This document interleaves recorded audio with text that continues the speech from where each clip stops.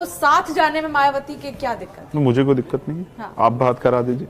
अगर आपकी बात होती है, आपके यहाँ जो हेड उनकी बात होती नहीं हो रही उनकी? मेरी नहीं होती। मैं झूठ बोलता नहीं हूँ। रिश्ता कैसा है आपका? बहुत अच्छा है। जैसा आप बहनों के साथ है ऐसे उनके साथ है। हमारे यहाँ सिखाया गया कि कभी भी माताओं बहनों के साथ कभी वो गुस्सा भी कर जाए तो गुस्सा नहीं करना है, और अगर वो कुछ कह भी दे तो उनकी बात को सुन लेना है। तो भविष्य में कोई संभावना है? बहुत संभावना है। मैं तो हमेशा कहता हूँ कि वो हमारी बड़ी। लेकिन जो आपकी पार्टी है एएसपी, क्या इसका रोल राजनीति में हम सिर्फ एक सहयोगी पार्टी भर का देखेंगे या आगे भी कुछ प्लानिंग है आपकी? हाँ, ये बड़ा अच्छा सवाल है। देखिए, हमने शुरुआत की है अभी, और जो लोग पहले से कहीं ना कहीं किसी पार्टी के साथ एडजस्ट हैं, किसी को वोट दे रहे हैं, वो इतनी आसानी से नहीं छोड़ेंगे। मैं ये कह दूं एक दिन में सब बदल जाएगा, ऐसा नहीं होता है। एक दिन में तो बच्चा जो पैदा हो जाता है वो एक साल में वो पैरों पे चलना भी नहीं सीख पाता है, बोलना भी नहीं सीख पाता, समय लगता है सब चीजों में। भारतीय राजनीति बड़ी कठिन है, कई तरह के स्वरूप हैं इसके। तो अभी लोगों को हमने अपनी बात पहुंचाई है, अभी लोगों तक बात डिलीवर हो रही है, लोग उसको सुन रहे हैं, फिर उसको समझेंगे, एक समय विश्वास करेंगे, और जिस दिन विश्वास करेंगे फिर ऐसे जुड़ेंगे, फिर हटेंगे भी नहीं, क्योंकि हम कुछ गलत करने नहीं वाले हैं। मैं पश्चिम से आता हूं, मैं एक बात और कंफर्म कर दूं, हमारी ये मांग है जिस पर अभी कोई चर्चा नहीं कर रहा है। पश्चिम एक बड़ा प्रदेश है, यूपी का पश्चिम एक बड़ा हिस्सा है। तो जब तक अगर हम इसको यूपी को विकास के एजेंडे पे ले जाना चाहते हैं, तो जब तक ये डिवाइड नहीं होगा, यूपी 2 से 3 हिस्सों में नहीं बनेगा, तब तक नहीं बात बनेगी। 403 विधानसभा, अगर मुख्यमंत्री एक विधानसभा में एक दिन जाए तो 403 दिन लगते हैं, एक साल बाद नंबर आता है, ऐसे कैसे प्रोग्रेस हो जाएगी? तो मैं समझता हूँ अभी यूपी को सही समय है, उसके 3 या 4 हिस्से करने चाहिए, जिससे कि आम आदमी तक आसानी तक सुविधा पहुंचे। 16-16, 18-18 लाख की कॉन्स्टिट्यूंसी है पार्लियामेंट की। एक मेंबर ऑफ पार्लियामेंट 3 साल में या 5 साल में भी 18 लाख लोगों से नहीं मिल सकता है। तो जब आप अपने नेता से अपनी बातें नहीं कह सकते तो वो आपकी समस्या कैसे हल कर देगा? इसलिए इसको छोटा करना चाहिए। एक अलग स्टेट बने, पश्चिम स्टेट। यहाँ किसानों का बहुत बड़ी समस्याएं हैं। यहाँ से लोग उत्तराखंड जाते हैं रोजगार के लिए, दिल्ली आते हैं रोजगार के लिए। इन समस्या पे काम होना चाहिए। हाईकोर्ट मेरठ आ जाना चाहिए, राजधानी हमारी मेरठ बननी चाहिए। तो मुझे लगता है बहुत फायदा होगा, जनता का फायदा होगा। राजनीति का असल उद्देश्य यही तो है ना, सरकार को, जनता को रिलीफ मिले। कहाँ रिलीफ है? आप ट्रेन पकड़ के जाओगे इलाहाबाद हाईकोर्ट में, और फिर अगर वहां डेट किसी वजह से कैंसिल होगी तो फिर वापस आओगे, फिर जाओ। कहाँ जनता पे इतना पैसा? सरकार पैसा थोड़ा दे रही है, अवसर भी नहीं दे रही, एजुकेशन के बजट कम हो रहे हैं। तो मैं समझता हूँ पश्चिम प्रदेश अलग बने तो पश्चिम में विकास की गंगा जो है वो आगे बढ़ सकती है। अच्छा, परिवारवाद शब्द तो आपने बहुत सुना होगा। बहुत सुना है। कौन कर रहा है परिवारवाद? ये तो सभी कर रहे हैं। कोई एक राजनीतिक दल बताओ जिसमें ना, आप बताओ, मैं जवाब दे दूंगा। मैं तो आप बताइए ना, आप बताइए। सब है, सब जगह पे है। देखिए, जो लोग 24 घंटे 7 दिन राजनीति कर रहे हैं, उनके बच्चे भी अगर राजनीति कर लेते हैं, उनकी इच्छा है, तो मैं इसको बुरा नहीं मानता। लेकिन मैं मानता हूं कि उसके लिए कम से कम उनको संघर्ष का रास्ता भी इख्तियार करना चाहिए। तो अगर भविष्य में मुझसे कोई कहे, जैसे मैंने अपनी फैमिली से कहा कि भाई आप लोगों को दूर रहना चाहिए, क्योंकि एक आदमी कर तो रहा, अगर आप सेवा भावना से कर रहे हैं तो एक ही आदमी बहुत है, बाकी लोग घर चला लें। तो अगर आप राजनीति करना चाहते हैं फिर आपको इसको सीखना चाहिए। यूनिफॉर्म सिविल कोड को लेकर आप क्या कहेंगे? क्योंकि अगर देश एक है तो कानून एक क्यों नहीं? हाँ बिल्कुल, मैं सहमत हूँ, लेकिन बहुत सारी चीजें हैं ना, हम कॉन्स्टिट्यूशन को हमें इसमें ऐड करना चाहिए। तो यहाँ अलग अलग धर्म है, जैसे बौद्धिस्टों की अलग मान्यता है। संविधान के अनुच्छेद 44 पे इसका जिक्र है, तो आप संविधान को अगर मानते हैं तो इस पर हामी क्यों नहीं? संविधान में ही आर्टिकल 25-26 में धार्मिक स्वतंत्रता भी है। वहीं हिंदू लॉ और मुस्लिम लॉ भी है, हिंदू मैरिज एक्ट, मुस्लिम मैरिज एक्ट भी है। ये सब चीजें हैं। मैं फिर कह रहा हूँ, होना चाहिए, बहुत सारी चीजें होनी चाहिए कि सब लोग के लिए कॉन्स्टिट्यूशन पहले हो। लेकिन आप बताओ, इसकी राह में सबसे बड़ा रोड़ा तो बीजेपी है। वो कहाँ मानते हैं कॉन्स्टिट्यूशन को? वो तो कोशिश कर रहे हैं कॉन्स्टिट्यूशन खत्म कर दें। तिरंगे को उन्होंने माना, अब तिरंगे की बात करने लगे। आपको पता है आरएसएस के हेडक्वार्टर तिरंगा लगा तो उन्होंने जो है उन तिरंगा लगाने वालों को पीट दिया, उन पर मुकदमा दर्ज करा दिया, जेल भिजवा दिया। विपक्ष कहाँ है फिर इसमें? विपक्ष क्यों नहीं आवाज अपनी प्रमुख करता है? देखो, विपक्ष जितनी हो सकता है कर रहा है, और आप लोगों को बहुत धन्यवाद कि आप विपक्ष की आवाज उठा देते हो। सच ये है कि विपक्ष भी सिलेक्टिव है, जहां वो लगता है कि उनकी वोट का नफा नुकसान हो रहा है तो वो नहीं बोलते। कई बार ऐसा मैं समझता हूँ ये लोकतंत्र के लिए खतरनाक है। अगर आप अन्याय को अन्याय नहीं करोगे, उसको जाति धर्म के चश्मे देखोगे तो खराब हो जाएगा। तो मैं समझता हूँ जैसे अन्याय किसी के साथ हुआ तो सबको बोलना चाहिए। क्या आपकी पार्टी भी नफा नुकसान देखकर आगे बढ़ती है? कभी नहीं बढ़ती। हमें नफा, अच्छा, हम राजनीति में नफा नुकसान के लिए आए नहीं है। मैं समझता हूँ जब सब लोग बंद हैं, सब लोगों के मुंह पे ताल लगे, तो हमें तो सवाल करना पड़ेगा। लोकतंत्र को, कॉन्स्टिट्यूशन के वैल्यू को तो जिंदा रखना पड़ेगा। तो ऐसे बहुत सारे मामले हैं। चलिए आगे बढ़ते हैं, माफियाओं की बात कर लेते हैं। माफियाओं को मिट्टी में मिलाया जा रहा है, इस पर क्या कहेंगे आप? हाँ, एक माफिया तो भी जिनको इतना लंबे का समय का टाइम दिया कि भाई आराम से सेटल कर लो, डरा दो, परिवार को धमका दो, परिवार से किस तरह से जो है बातचीत कर लो, सेटिंग कर लो कि आपकी जान बच जाए। कौन से माफियाओं की बात कर रही है? आपने इसे भय की राजनीति नाम दिया, लेकिन आपको नहीं लगता कि कानून व्यवस्था बेहतर हुई है पहले से? बहुत बेहतर हुई है। अब आपको अगर जानकारी हो, इतनी बेहतर हुई है कि अब पुलिस ही चांदी लूटने लगी है। अब 50 किलो चांदी पुलिस ही लूट लेगी, बताओ। और पुलिस अपहरण में है, एक आईपीएस अपहरण में, और वो फिरौती मांग रहे हैं।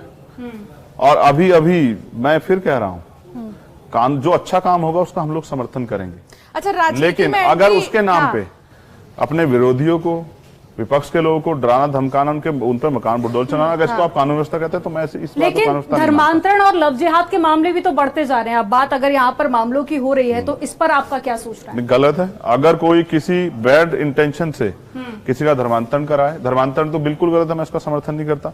लेकिन अगर लव जिहाद की बात आप करें, अगर कोई बैड इंटेंशन से कोई ऐसा काम कर रहा है उस पर सख्त कार्रवाई, लेकिन अगर कोई प्यार कर रहा है तो उस पर कार्रवाई का मामला मैं इसको गलत मानता हूं। और किसी को कोई अधिकार नहीं। कल मैंने एक वीडियो देखी हमारे सहारनपुर की, एक महिला, एक बच्ची और एक लड़का है, उनकी आइडेंटिटी उसको जो है ना वो ओपन कर देती, उसका मुंह से मार्क्स निकाल लेती। आप भी बच्चियां हैं, आप सोचो कोई इसके किसी को जो है निजता का कैसे उल्लंघन कर सकता है? वो बालिग है, आप कौन होते हैं उसका मास्क नोचने वाले? आप उसकी फैमिली चेक करेगी। अगर वो अपराध कर पुलिस कार्रवाई करेगी, आप कौन होते हैं भीड़ बन के पीटने वाले? आपको किसने अधिकार दिया? ये सब दोनों तरफ है। चंद्रशेखर जी, ये दोनों तरफ है। मैंने कुछ मुस्लिम बच्चों की वीडियो भी देखी जो इस तरह लड़कियों को कर रहे हैं, और मैंने कुछ हिंदू बच्चों की वीडियो भी देखी जो इस तरह कर रहे हैं। मैं दोनों खिलाफ। चंद्रशेखर जी, देखिए धर्मांतरण की बात क्योंकि हो रही है, और धीरेन्द्र शास्त्री तो आप सुन ही रहे हैं उनको, तो उनकी इस सोच को, हिंदू राष्ट्र वाली सोच को से आप कितना इत्तेफाक रखते हैं? बस ये बहुत अच्छा सवाल किया आपने। क्या आप संविधान के खिलाफ हैं? यही मेरा सवाल। नहीं, अभी आप संविधान मैं तो नहीं, अभी आप संविधान के बारे में मुझसे पूछ रहे थे, यूनिफॉर्म सिविल कोड पे। मैंने पूछा आप इससे इत्तेफाक मैं क्या कह रहा हूँ? देखिए, ये भारत है ना, सेकुलर भारत, ये इसकी पहचान है। अनेक धर्म, अनेक जातियां, सबकी अलग परंपरा, सब कुछ। आप हिंदू राष्ट्र कैसे बना दोगे? और वो हिंदू राष्ट्र का एजेंडा क्या है आप पे? एक बड़े, अब हमने तो सीजीआई साहब को सुना, उन्होंने कहा आप एक हिंदू गांव भी बना के दिखा दो, उसकी क्या विविधताएं होंगी, उसको किसको क्या अधिकार होंगे, यही बता दो आप। उसमें कौन ऊपर बैठेगा, कौन नीचे बैठेगा, कौन शासन चलाएगा, कौन जो है सुरक्षा करेगा, यही बता दो। तो कोई एजेंडा नहीं है, सिर्फ राजनीतिक एजेंडा और कुछ नहीं है। और एक सेकंड, देश के प्राइम मिनिस्टर हिंदू हैं, बहुत सारे स्टेट में चीफ मिनिस्टर हिंदू हैं, प्रमुख सचिव से लेके बहुत सारे अधिकारी हिंदू हैं। और कौन सा हिंदू राष्ट्र बनाना है भाई? जो सबको प्रतिनिधित्व देना पड़ेगा ना, वरना तो फिर अगर एक ही विचारधारा के सब लोग हो जाएंगे, सोचो इस पूरे न्यूज रूम में अगर एक ही विचारधारा के लोग हो जाएं तो दूसरे लोगों की तो बात ही नहीं होगी ना। आप खुले मंच पर अपनी बात रख रहे हैं और उसके बाद में आप कह रहे हैं कि अधिकार नहीं है। अच्छा, आप इसको भी छीन लेना चाहते हो? नहीं, छीन लेना चाहते नहीं है, आपको अधिकार दिया। देखिए नहीं, ये किसने दिया है? धीरेन्द्र शास्त्री को भी अधिकार है। बिल्कुल अधिकार है, देश के कॉन्स्टिट्यूशन के खिलाफ बोलने का उनको अधिकार है, लेकिन उन पर कार्रवाई का अधिकार भी पुलिस को होना चाहिए। लेकिन ऐसा कुछ नहीं कहा उन्होंने। अब देखो, सरकार उनको बचा रही है, जिस दिन सरकार उनके एंटी आ जाएगी कभी भी नहीं बोलेंगे, फिर सरकार के साथ बोलेंगे। मैं जानता हूं सरकार के रट्टा। अच्छा, एक मुझे आपका बयान याद आ रहा है, काफी पुराना है, शायद आपको याद हो ना हो। आपने एक बार कहा था कि मैं नेता कभी नहीं बनना चाहता, मुझे कार्यकर्ता की तरह काम करना है, लेकिन अब तो आप एक बड़े नेता के तौर पर ही जाने जा रहे हैं। देखिए, जानने को तो अभी भी तो आप एंकर हैं, लेकिन क्या इसके बाद आप बेटी नहीं हो किसी घर में जाके? किसी घर की बहू भी हो सकती हो, किसी की चाची, किसी की बुआ भी हो सकती हो, किसी भाभी भी हो सकती है। अच्छा नेता के नाम से जाना नहीं, मैं फिर कह रहा हूँ, देखिए हमारी जो मूवमेंट है, हम जो काम कर रहे हैं जिस उद्देश्य के लिए, वो राजनीति उसका एक सिंगल पार्ट है।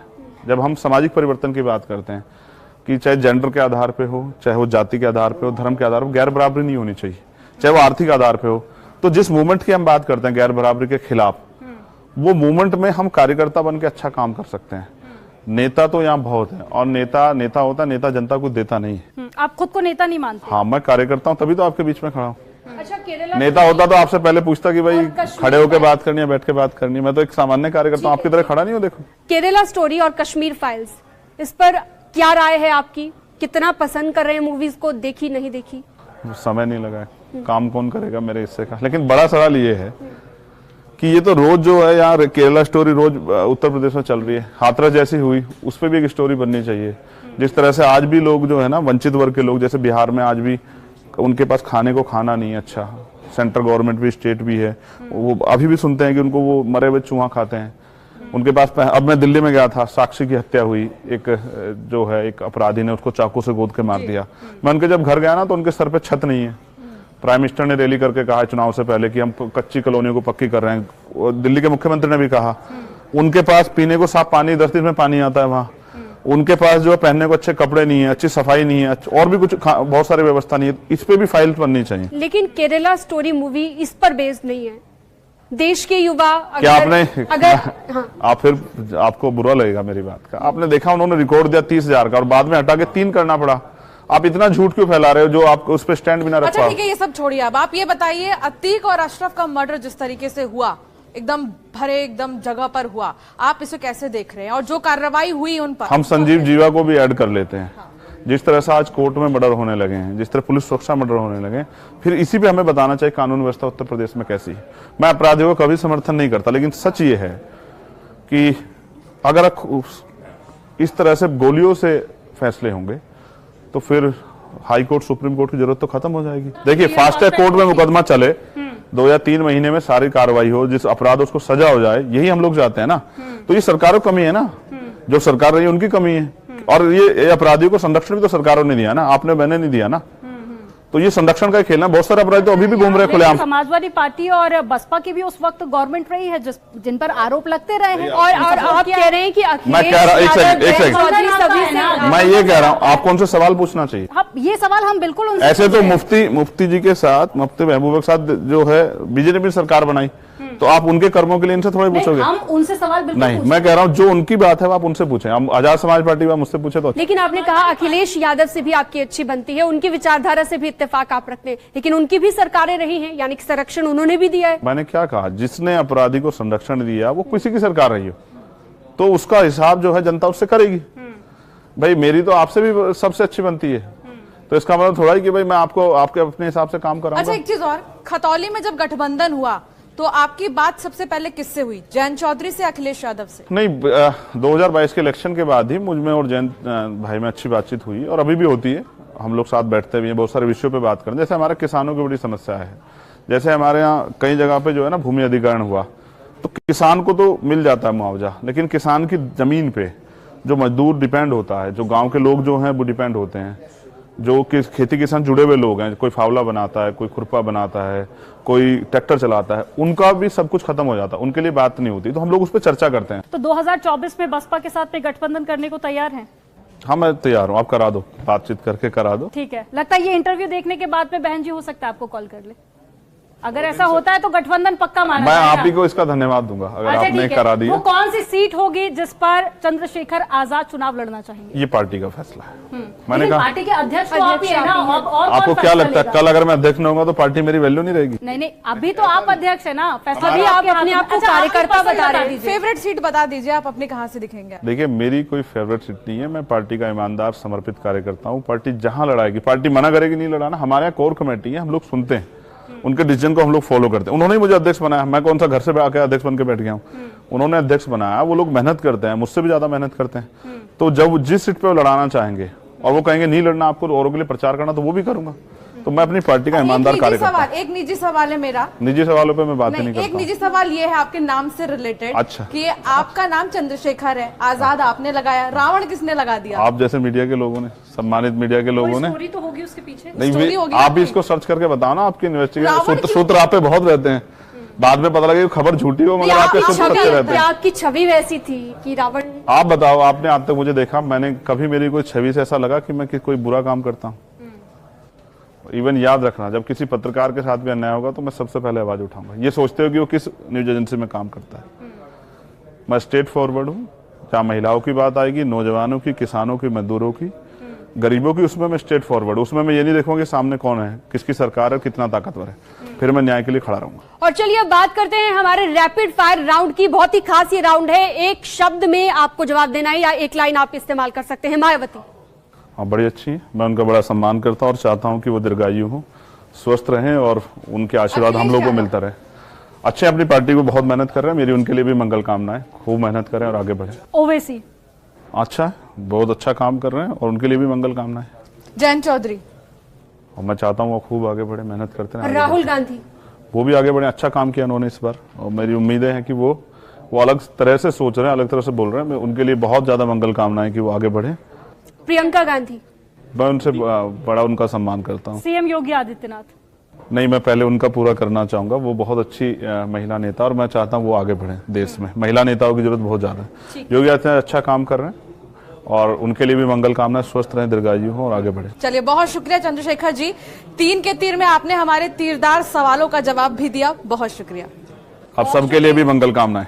ठीक है, आपका हमारे साथ में जुड़ने के लिए और बहुत बेबाकी के साथ में आपने जवाब दिए हर बार की तरह, बहुत शुक्रिया।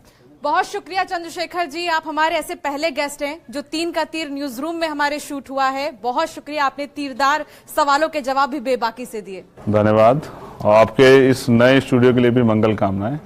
तो हर बार की तरह इस बार भी आपने काफी बेबाकी के साथ में जवाब दिया है, जो अक्सर दर्शकों को पसंद आता है। हमारे साथ में जुड़ने के लिए, जवाब देने के लिए आपका बहुत शुक्रिया। बहुत शुक्रिया आपका न्यूज 18 के साथ जुड़ने के लिए। अगले हफ्ते फिर हाजिर होंगे 3 का तीर लेकर एक नए खास मेहमान के साथ। तब तक के लिए हमें दीजिए इजाजत, नमस्कार। न्यूज 18 के लिए भी बहुत बहुत मंगल कामनाएं। वो ऐसे ही अपना काम करते रहें और खूब आगे बढ़े। उनका आपके न्यू ऑफिस के लिए भी बहुत बहुत बधाई। धन्यवाद।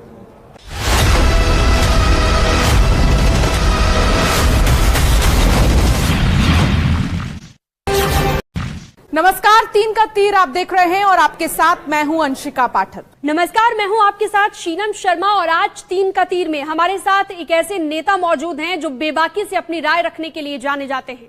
नमस्कार, मैं हूं आपके साथ में अमनदीप, बहुत स्वागत आपका। और आज हमारे साथ में मौजूद है आजाद समाज पार्टी के अध्यक्ष चंद्रशेखर आजाद, बहुत स्वागत सर आपका।